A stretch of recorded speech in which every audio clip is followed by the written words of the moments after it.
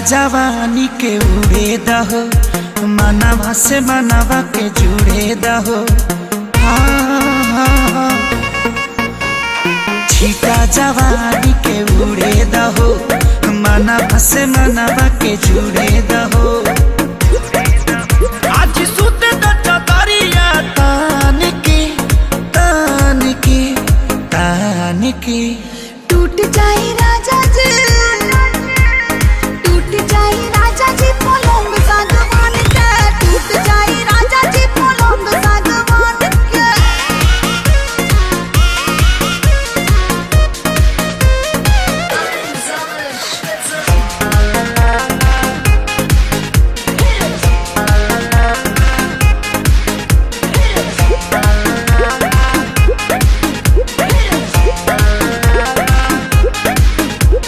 छुए द बदन की देखो न कटन की चादर बिछा देहनी।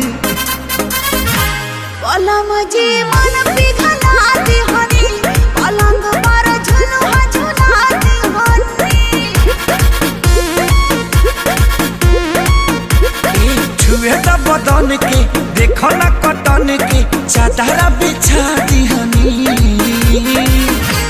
पलम जी मन पिघला देहनी, पलंग पर झुलुआ झुला देहनी।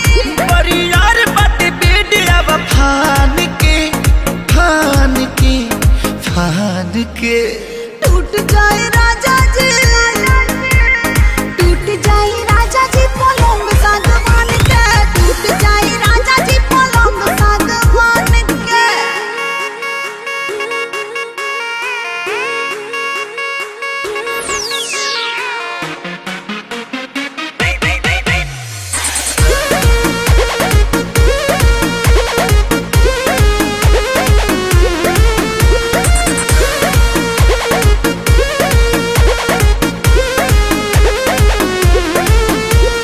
बने तब बेसरमी देहिया में गरमी पैठे लागी हो।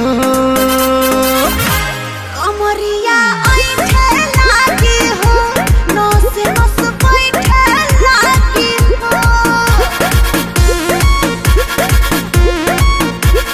बने तब बेसरमी देहिया में गरमी पैठे लागी हो।